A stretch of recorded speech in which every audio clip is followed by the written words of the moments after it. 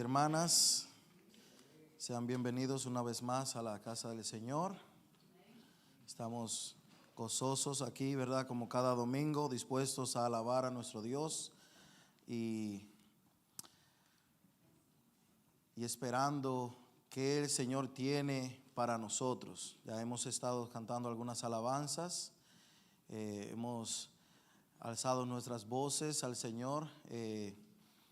Entonces es hora del mensaje y quiero orar antes de continuar en lo que nos queda de la prédica, para ponernos una vez más en las manos del Señor, reconociendo que Él es nuestro único ayudador en todo. Padre nuestro que estás en el cielo, santificado sea tu nombre. Señor, reconocemos en este día que tú eres nuestro Señor, que tú eres nuestro Padre, que tú eres nuestro ayudador, que sin ti, Señor, no podemos hacer nada bien. Señor, te encomiendo mi cuerpo, mi boca, Señor, que seas tú con el Espíritu Santo ministrando, Señor, qué decir, qué hablar en esta hora. Señor, ayuda a mis hermanos y mis hermanas, los que están aquí presentes en el día de hoy, a que estén atentos, Señor, con sus oídos y su corazón puesto en lo que tú tienes que decir en el día de hoy, Señor.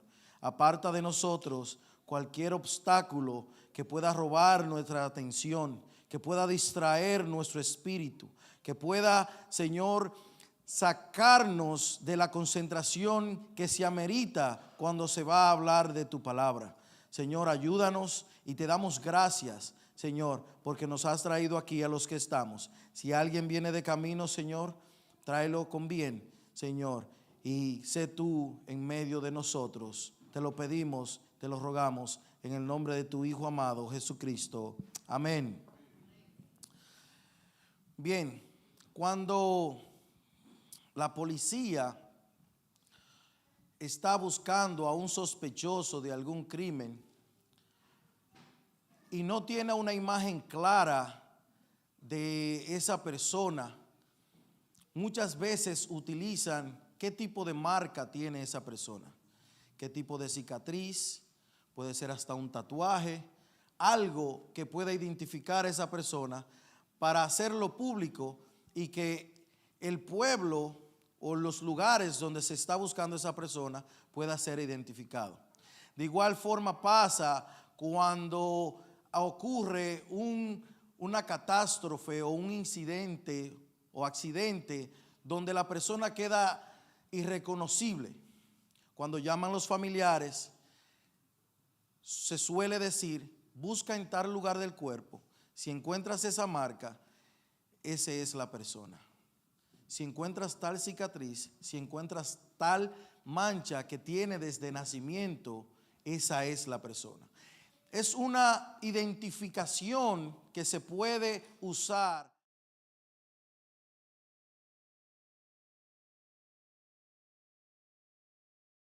Y estas son las formas, o esta debería ser la forma de identificar la característica de un creyente, de poder ser identificado, sería el amor. Si alguien quiere identificar a un verdadero cristiano, la característica o el distintivo número uno debe ser el amor que refleja esa persona en su vida. Igual como los ejemplos que puse anterior, si usted quiere identificar a un verdadero cristiano, usted va a ver el amor de Dios reflejado a través de la vida de esa persona.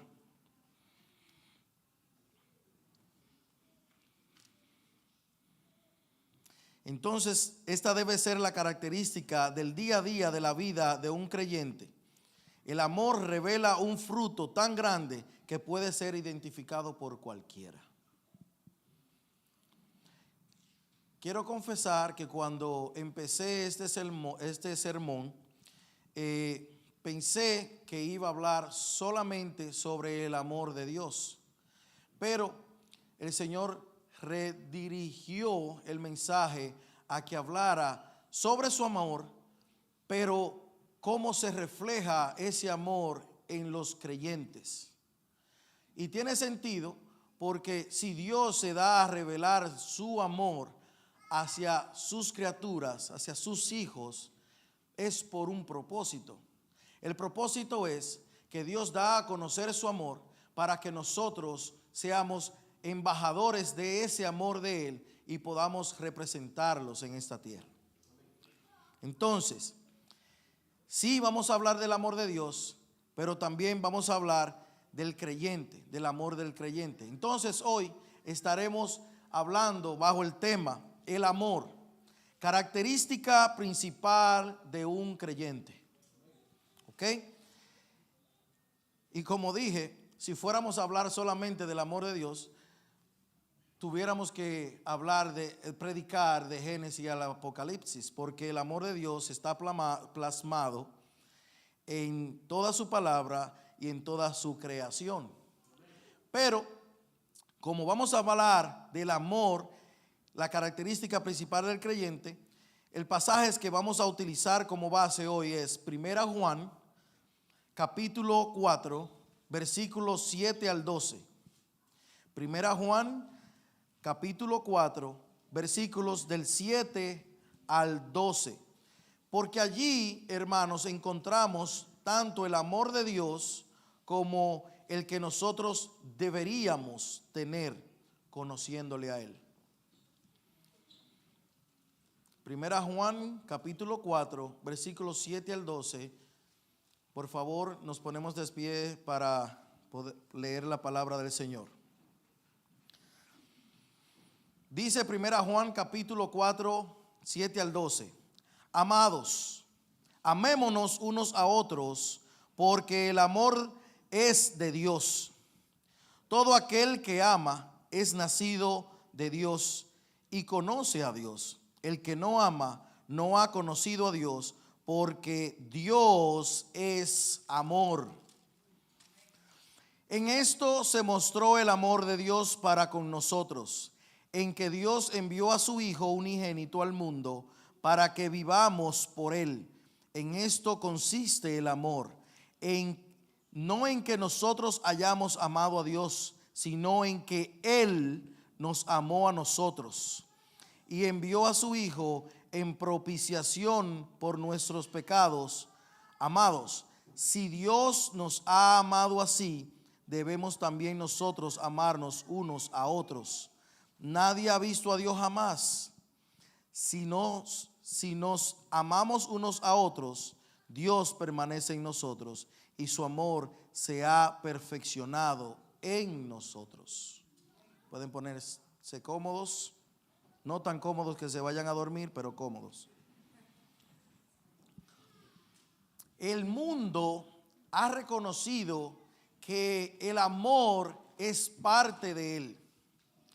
Y si vemos, por lo menos en Latinoamérica, en toda América, tienen un día específico del año en que se celebra el Día del Amor, el famoso 14 de febrero, el Día del Amor y la Amistad. Y no solamente en esta parte del mundo, sino también en el occidente, aunque no en el mismo día, pero el mundo dice que hay un día que hay que celebrar el amor. Ahora bien, de la manera que el mundo celebra el amor, no significa que ese es el verdadero amor.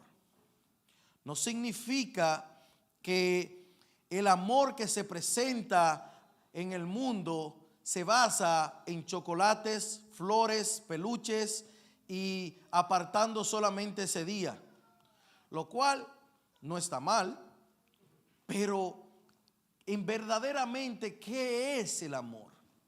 ¿Cuál es el verdadero significado sin ninguna corrupción de lo que se dice que es amor?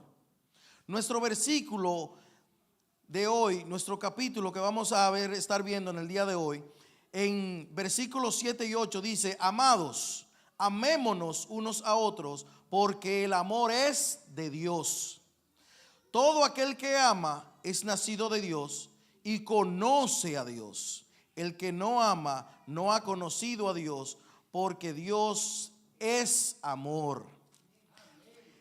Esa palabra que comienza el versículo 7, amados, amados, significa que Juan, el Espíritu Santo está guiando a Juan a hablarle a un público que conoce el amor de Dios.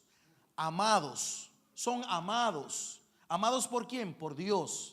Entonces, él está hablando, ustedes poseedores de ese amor, amados, son llamados amados. Lo siguiente que dice, amémonos unos a otros.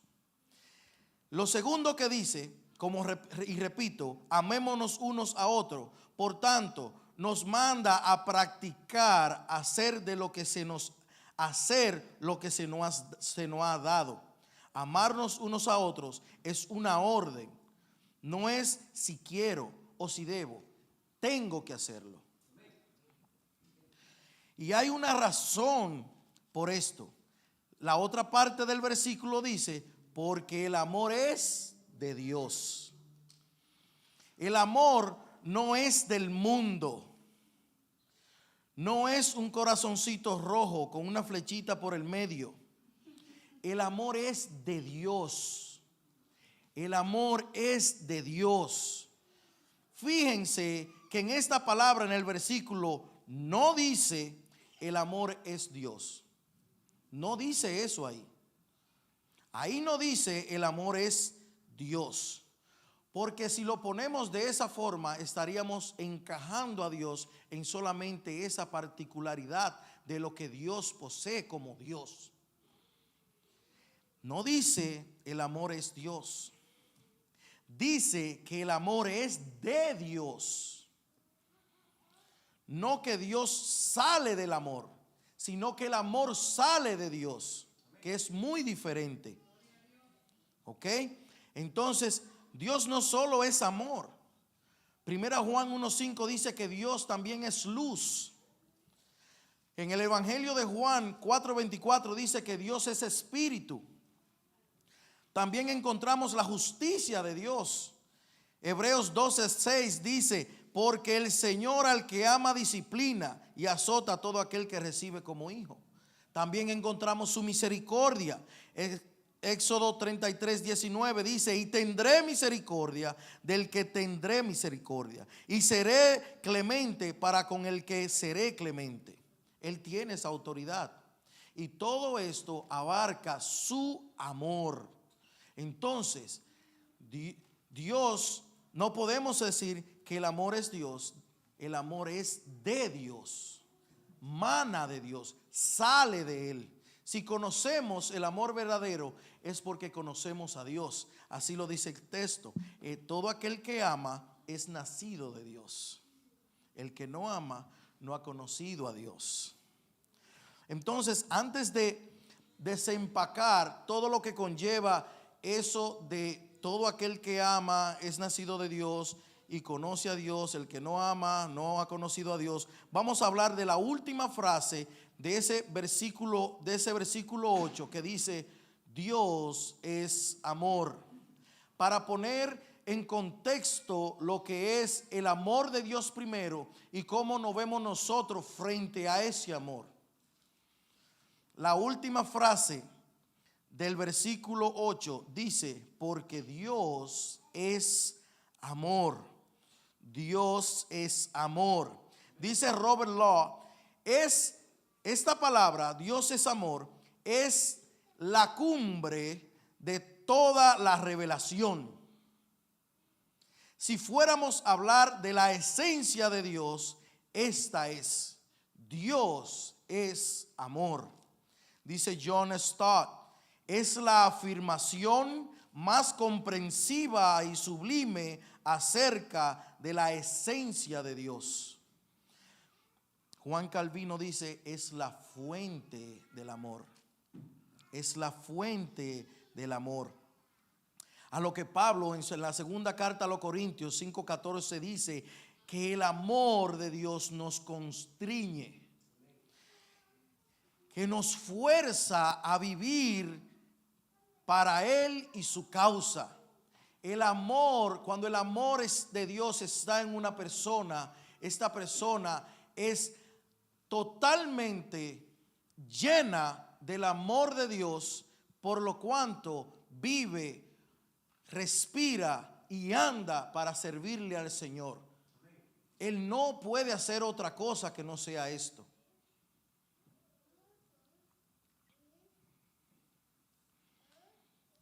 Iglesia, no hay amor verdadero fuera de Dios.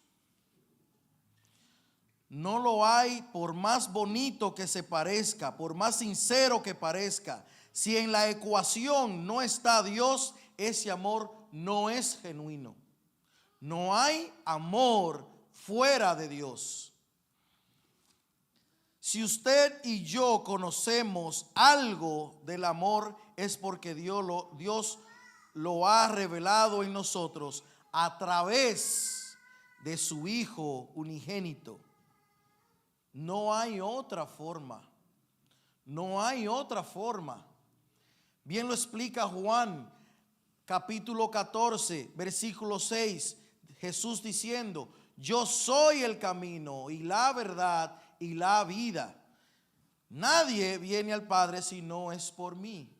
Nadie puede conocer al Padre si no es a través de Jesús. Entonces Dios ha revelado su amor a través de su Hijo y lo ha dado a nosotros para que podamos conocer lo que es verdaderamente el amor. Hermanos, se puede decir que el amor es la clave de la visión bíblica de Dios y su acción en el mundo, la cual tiene fundamento en la creación y en la redención. Estas dos son sus máximas expresiones, ya que en ambas Dios se da a la humanidad sin ninguna otra razón más que la de amar. Amar totalmente. Y oigan esto, sin la posibilidad de recibir nada equivalente a cambio. Cuando Dios creó los cielos y la tierra y formó todo lo que hay en la tierra, lo hizo para ese ser que Él puso su imagen y semejanza sobre la tierra. Sin que el hombre se lo pidiese, sin que el hombre lo mereciera. El hombre transgredió, ofendió a Dios, pecó, y su segunda forma más expresiva del amor, desbordante del amor, extraordinaria, extravagante del amor, fue en la cruz del Calvario. Cuando por segunda vez Dios mostró su amor, lo hizo de una manera aún más grande que la creación. Él dio a su Hijo para morir en una cruz por aquellos que no lo merecían y ni siquiera lo pedían. Jesucristo.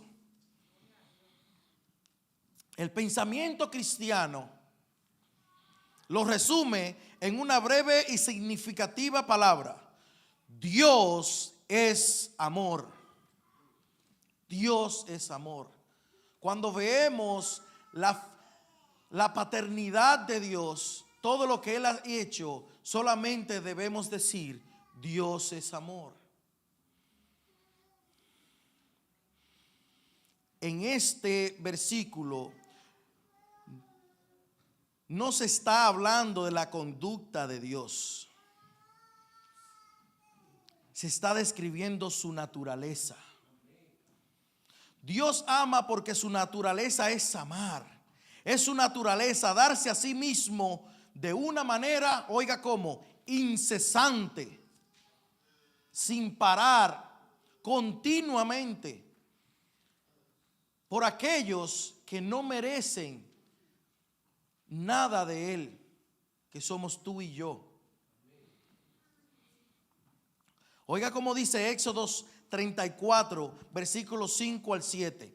Éxodo 34, versículos 5 al 7 dice: y Jehová descendió en la nube y estuvo allí con él, proclamando el nombre de Jehová. Y pasando Jehová por delante de él, proclamó: Jehová, Jehová, fuerte, misericordioso y piadoso, tardo para la ira y grande en misericordia y en verdad, que guarda misericordia a millares, que perdona la iniquidad, la rebelión y el pecado, y que de ningún modo tendrá por inocente al malvado.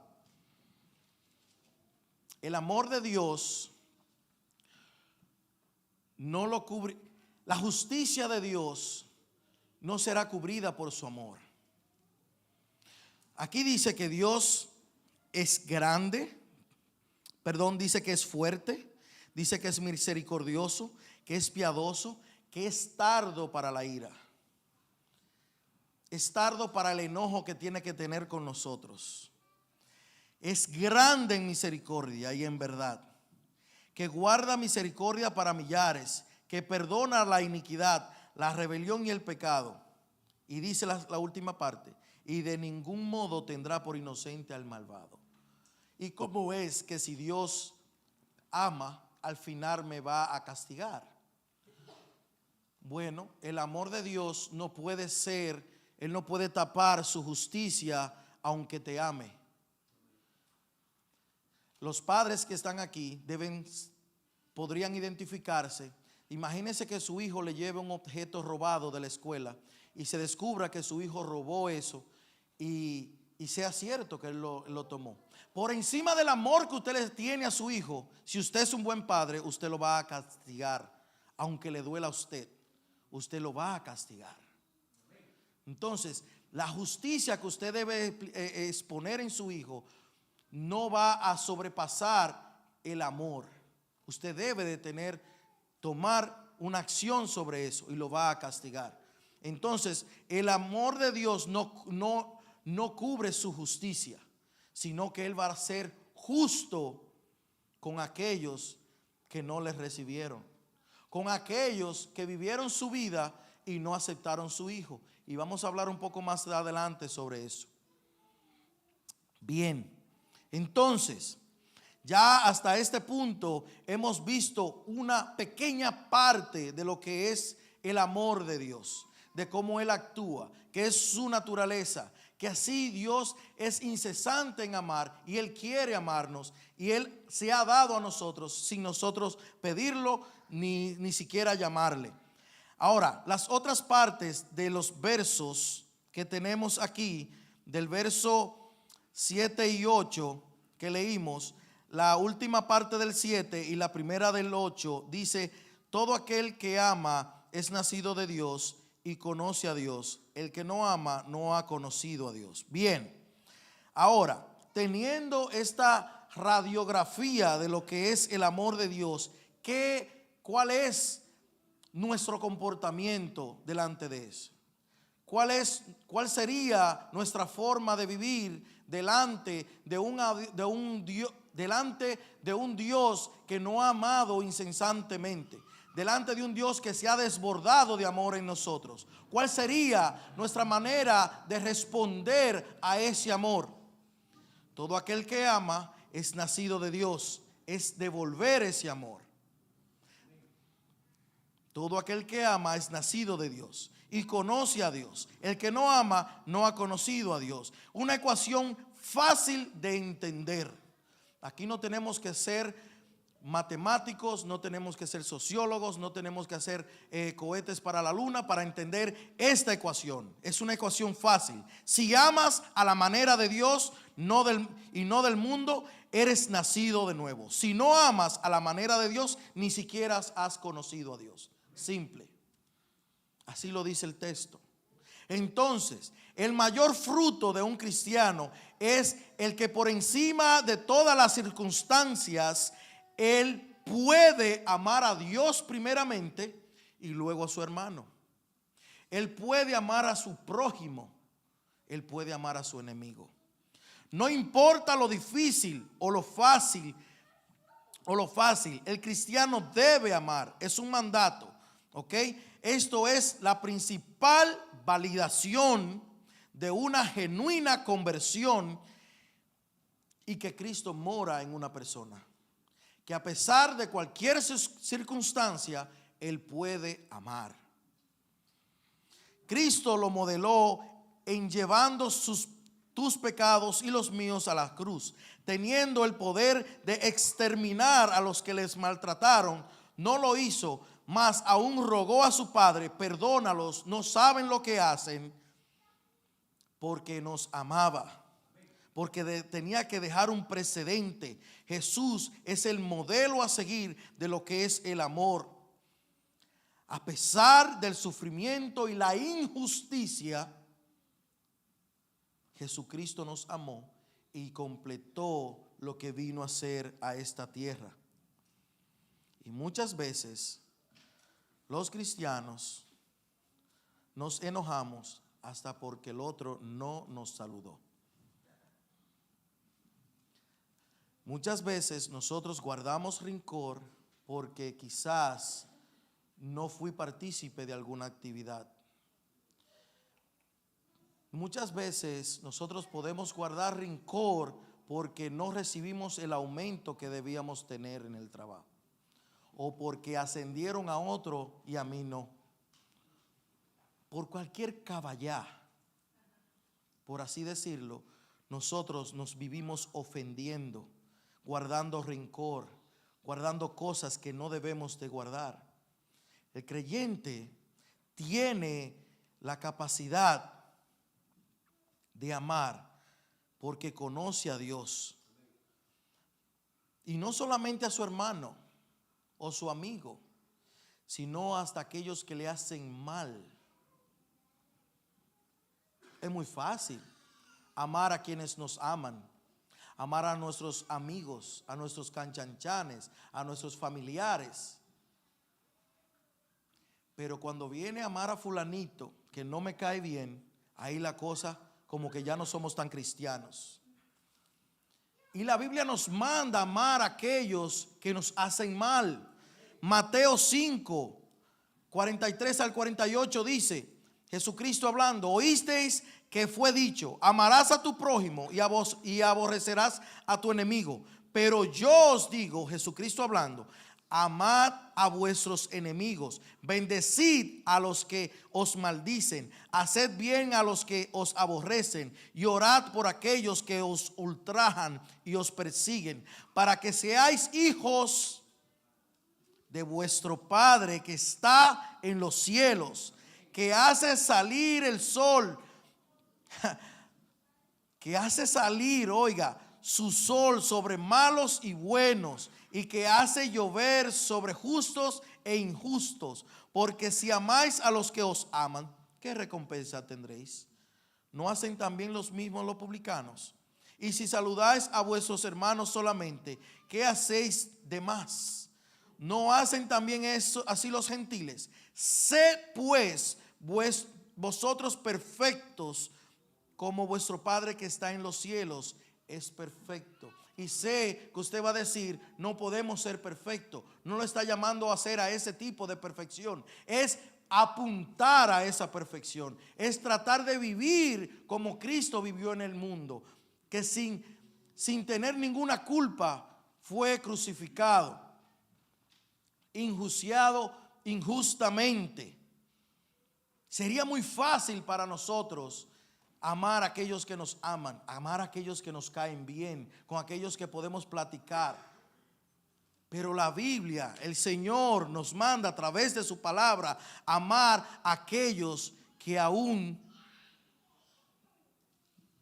nos tratan como si fuéramos basura. Y eso es difícil. Eso es difícil. Es muy difícil. Por eso es que hay personas que cuando vienen al cristianismo y hacen una oración de fe y todo va muy bien hasta que se topa con un problema así y dice, yo no voy a perdonar a fulanito, mejor me salgo de la iglesia. Entonces nunca ha conocido a Dios.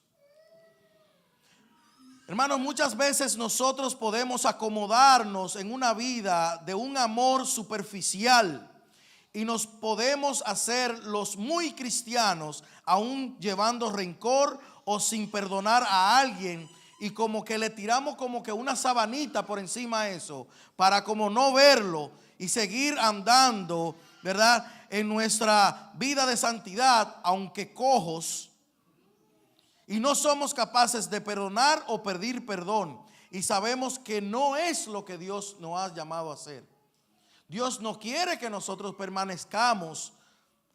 Sí, nosotros podemos sentir enojo, nosotros nos podemos incomodar, pero no permanecer de esa forma.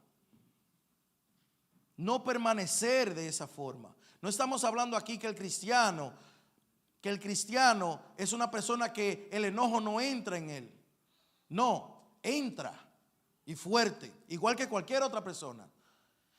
Pero llegada la confrontación del Espíritu Santo que mora en usted, usted tiene que pedir perdón o perdonar. Usted tiene que amar a esa persona, orar por esa persona y desearle el bien y colaborarle si es necesario. Esa es la actitud del cristiano.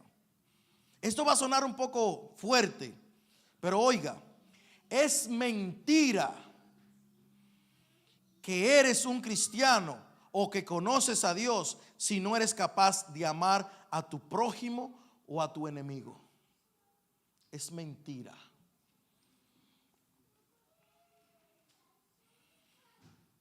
Es difícil, pero si eres hijo de Dios, no es imposible.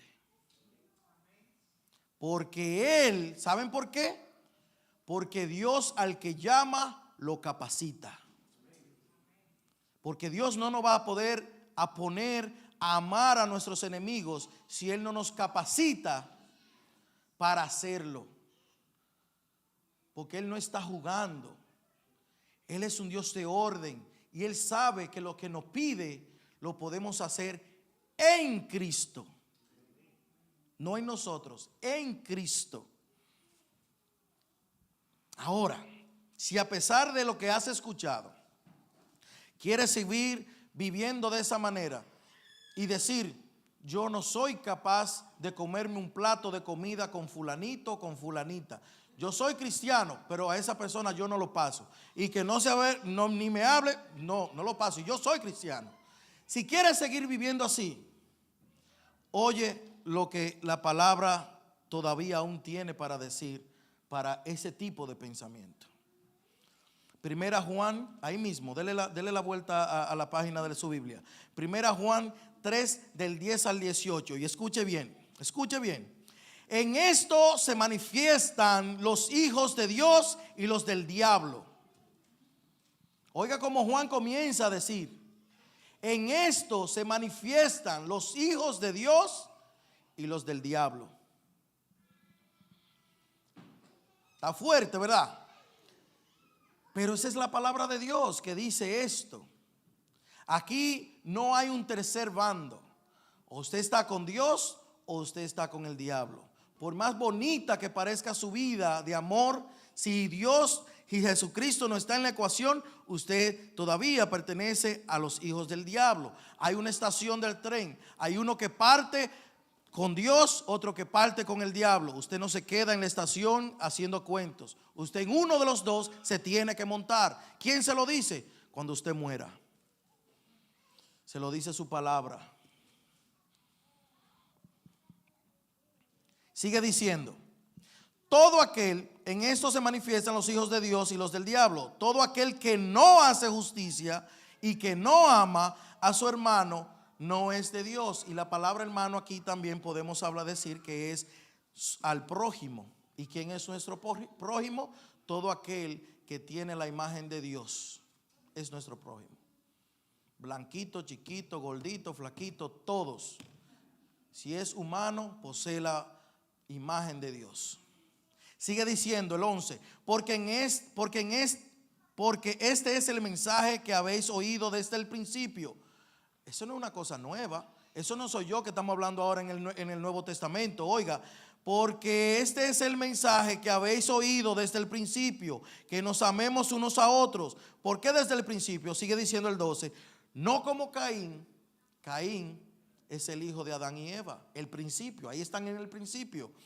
No como Caín, que era el maligno y mató a su hermano. ¿Por qué causa le mató? Porque sus obras eran malas y las de su hermano justas. Hermanos míos, no os extrañéis si el mundo aborrece. Ay, qué difícil vivir en este mundo. Ser cristiano es difícil porque me hacen bullying en la escuela, porque donde quiera que yo voy, si yo en un restaurante si pongo y oro, la gente me mira mal y de una vez comienza eso. No te extrañes si el mundo te aborrece. Eso es lo normal. Nosotros sabemos, dice el 14, que hemos pasado de muerte a vida en que amamos a los hermanos. El que no ama a su hermano permanece en muerte. Pero no solo eso. Oiga como dice el 15. Todo aquel que aborrece a su hermano es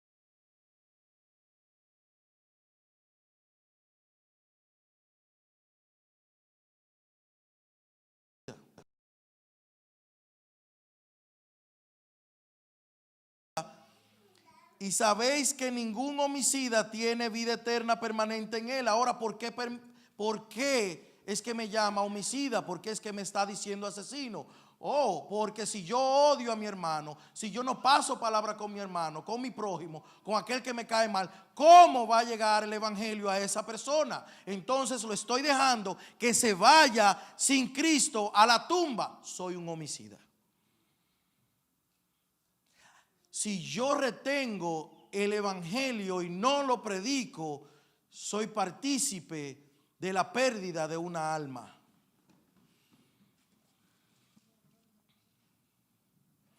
Pero el que tiene bienes, sigue diciendo,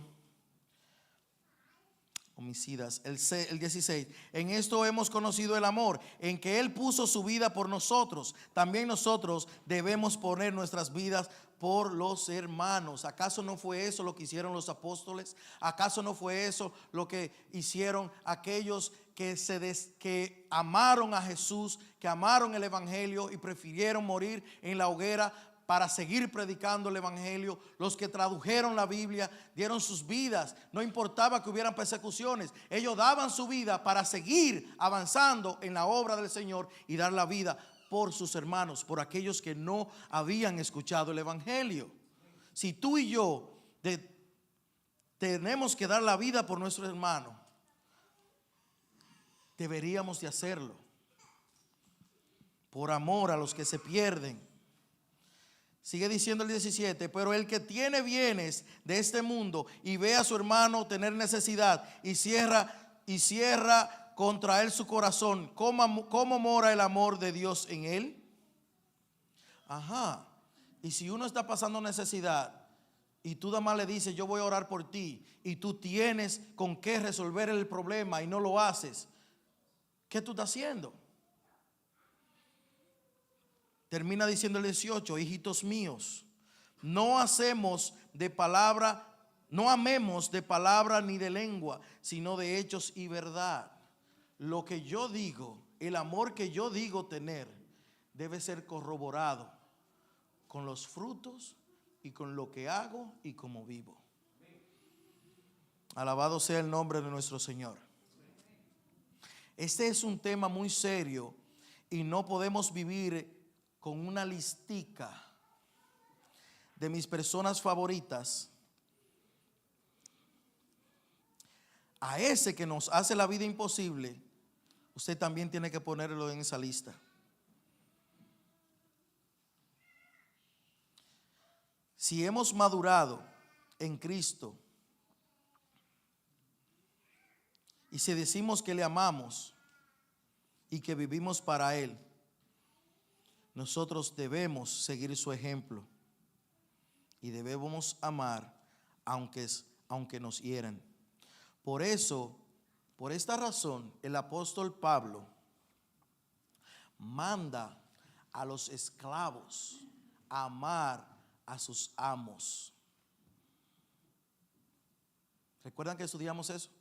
El apóstol Pablo manda a los esclavos a amar a sus amos.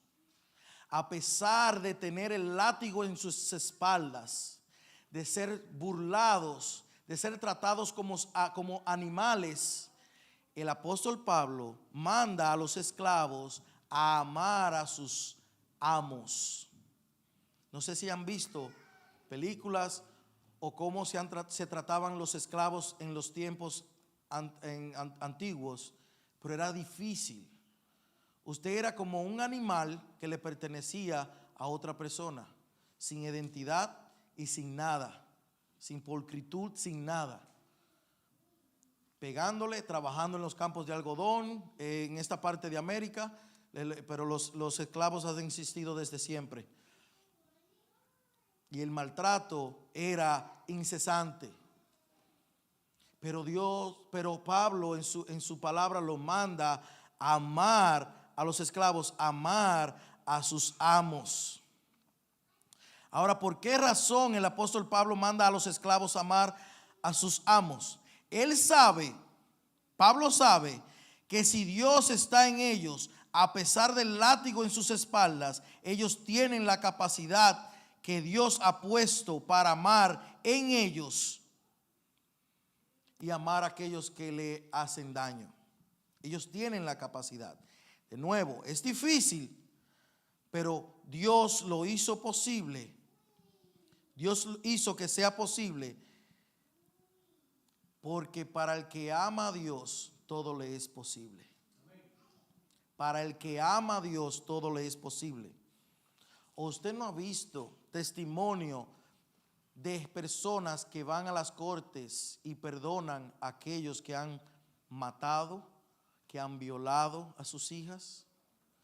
Hay una historia que pasó hace mucho, no recuerdo el nombre, no recuerdo en qué país fue, pero hubo una banda de chicos que entraron a una casa y mataron a machetazos a este hombre y dejaron por muerta a su esposa. Pensaron que estaba muerta. Bien, más tarde se murió el hombre, la señora se recuperó y ella predicaba en las cárceles. Predicando en las cárceles se encontró con el chico que mató a machetazos a su esposo.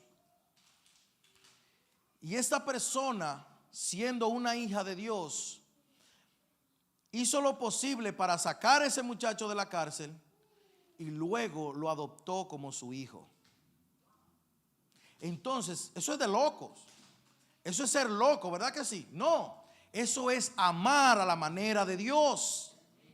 Amar a la manera de Dios. Y como hay muchos testimonios de personas que van y le predican en las cárceles a aquellos que mataron a sus hijos, que violaron a sus hijas. ¿Estamos tú y yo preparados para amar de esa manera?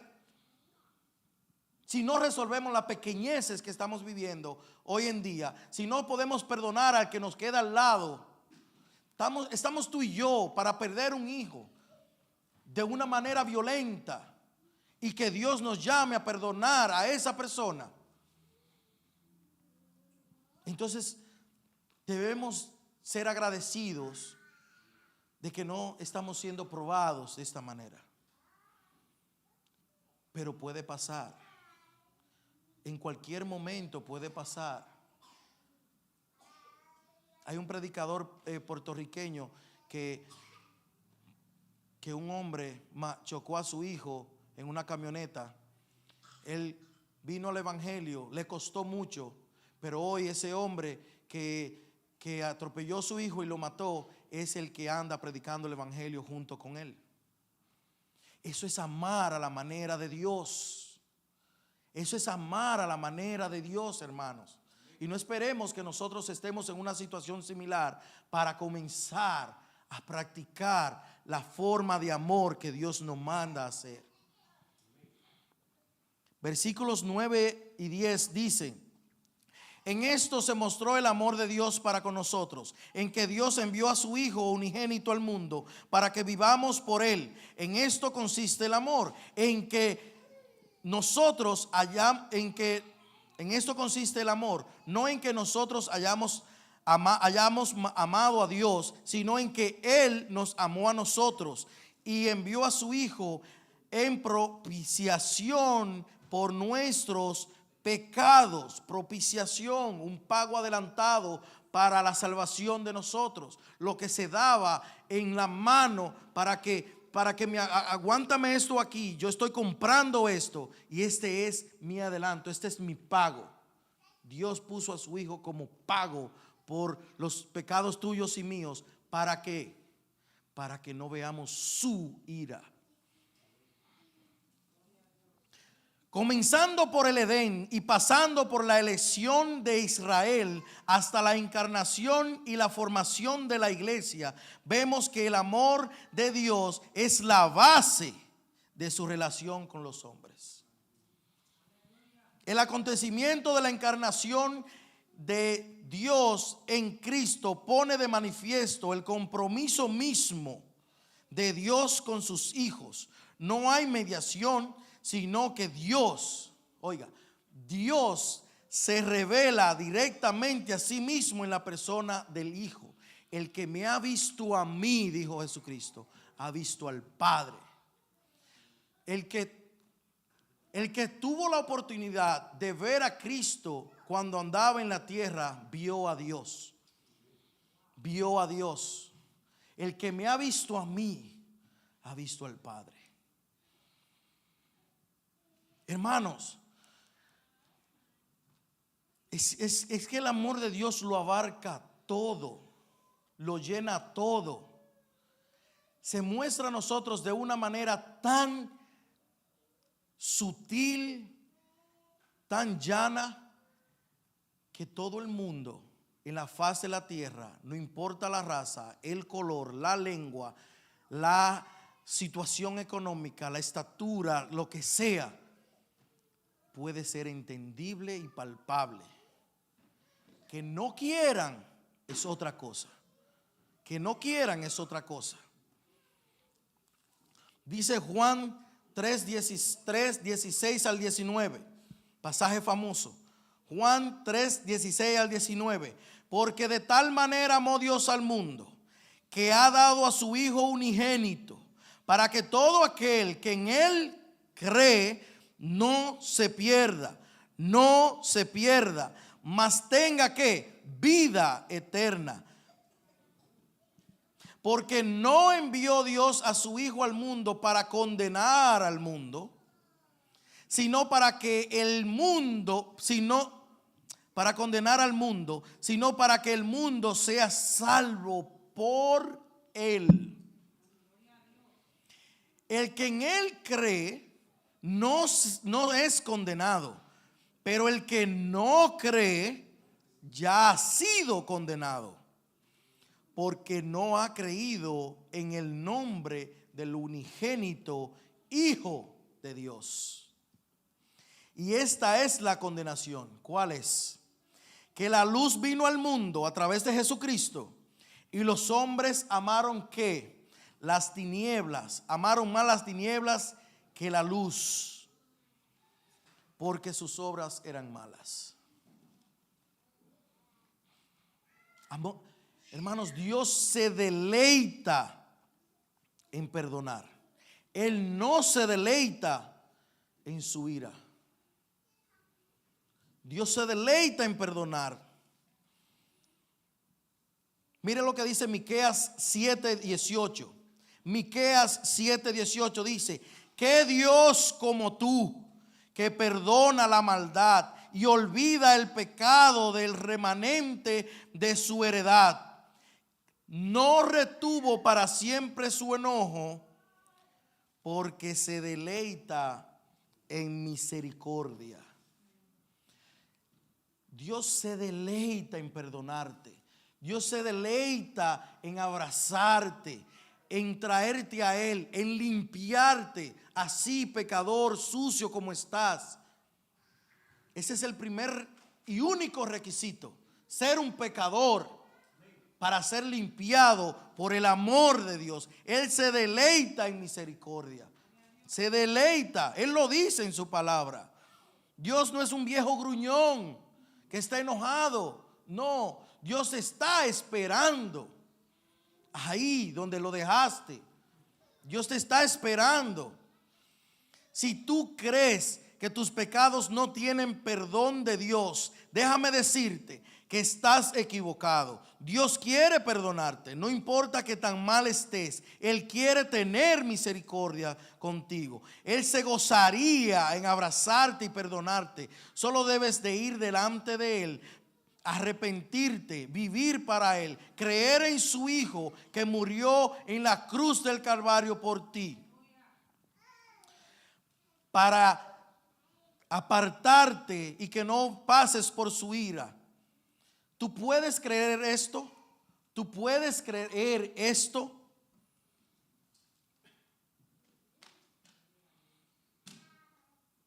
No le sigas dando más largas.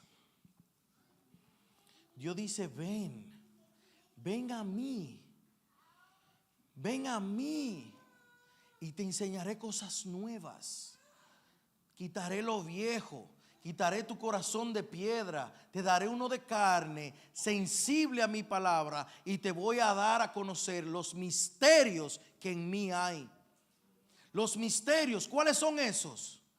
Que un cristiano, cuando conoce a Dios, puede estar en lo más hondo y vive en paz, en tranquilidad, porque sabe que su problema mayor fue resuelto en la cruz. Y que un día va a ver el rostro de ese que le amó hasta los sumos. Gloria a Dios, hermanos. Gloria a Dios. Versículos 11 y 12 dice: amados, vuelve esa palabra aquí, amados, si Dios nos ha amado así, ¿de qué manera? De la manera que venimos hablando. Amados, si Dios nos ha amado así, debemos también nosotros amarnos unos a otros. Nadie ha visto a Dios jamás, no. Si nos amamos unos a otros, Dios permanece en nosotros y su amor se ha perfeccionado en nosotros. El amor en el cristiano pasa a ser un signo expresivo que caracteriza su vida y constituye el mandamiento antiguo que está desde el principio y que Juan menciona en esta misma carta. Vaya al capítulo 2 de esta misma carta, primera Juan. Capítulo 2, versículos 7 al 11.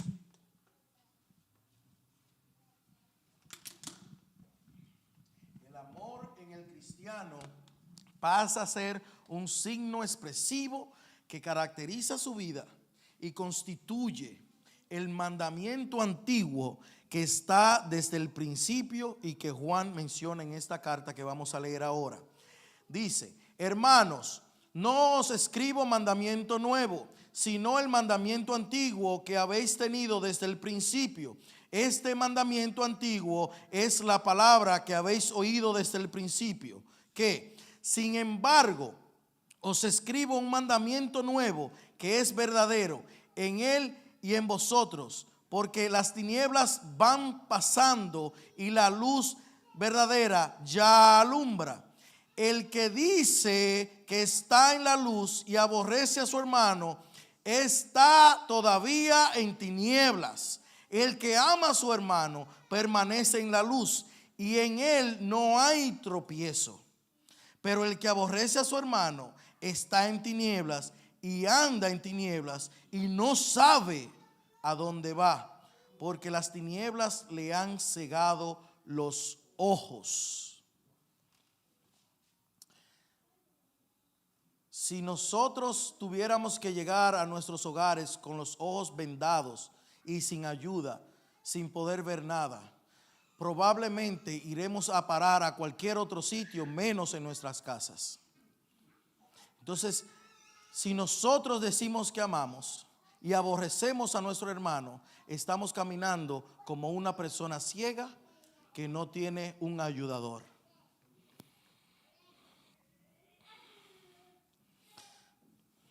Sin amor, el cristiano no es y no puede ser nada. Si en nuestros actos y nuestra vida no aparece el amor como parte de la fórmula principal, no estamos haciendo nada. El amor no debe entenderse como un sentimiento. Ay, yo siento que te amo. No debe de entenderse de esa manera. El amor no debe entenderse como un sentimiento vacío o una pasión emocional, sino como un modo de ser y actuar que se concreta en el cumplimiento de todos los mandamientos que tienen que ver con Dios y el hombre. Así el amor llega a su plena realización, la comunión con Dios en conformidad con su voluntad y la comunión con el hombre en respecto a la justicia. Pablo lo describe de esta manera. 1 Corintios capítulo 13 del 1 al 8 y el versículo 13. 1 Corintios 13, 1 al 8 y el versículo 13. Dice: si yo hablase lenguas, dice Pablo, si yo hablase lenguas humanas y evangélicas y no tengo amor, vengo a ser como un metal que resuena y un símbolo que retiñe. Y si tuviese profecía y entendiese todos los misterios y toda ciencia, y si tuviese toda la fe de tal manera que trasladase los montes y no tengo amor, nada soy. Y si repartiese todos mis bienes para dar de comer a los pobres, y si entregase mi cuerpo para que ser quemado y no tengo amor, de nada sirve. El amor es sufrido, es benigno. El amor no tiene envidia. El amor no es jactancioso. No se envanece. No hace nada indebido. No busca lo suyo. No se irrita. No guarda rencor. No se goza de la injusticia, mas goza de la verdad. Todo lo sufre, todo lo cree, todo lo espera, todo lo soporta. El amor nunca deja de ser, porque Dios es infinito. El amor nunca deja de ser. Pero las profecías se acabarán y cesarán las lenguas y la ciencia acabará. Dice el versículo 13: y ahora permanece la fe, la esperanza y el amor, estos tres, pero el mayor de ellos es el amor. Es una poesía. El amor es la base de todo, hermanos. Moody dice: tú puedes ser un buen médico sin amar a tus pacientes. Tú puedes ser un buen abogado y no amar a tu cliente. Tú puedes ser un buen geólogo sin amar la ciencia.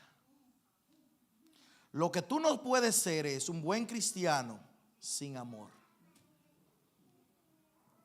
No puedes ser un buen cristiano, dice Moody, un buen cristiano sin amor. Pero esto dice la palabra de Dios. 1 Pedro 1, 22 y 23. Recuerden eso que hablé de Moody. 1 Pedro 1, 22 y 23. Habiendo purificado vuestras almas por la obediencia a la verdad, mediante el Espíritu, para el amor fraternal no fingido, amaos unos a otros entrañablemente, de corazón puro, siendo renacidos no de simiente corruptible, sino de incorruptible, por la palabra de Dios que vive y permanece para siempre. Moody dice que no puedes ser un buen cristiano sin amor. La palabra de Dios dice que tú ni siquiera puedes ser un cristiano sin amor. Si el amor no está en ti, tú no puedes ser un cristiano. Si el amor no mora en ti, si no permaneces en amor, si no eres capaz de perdonar, si no eres capaz de mostrar el amor en tu vida, no puedes ser un cristiano.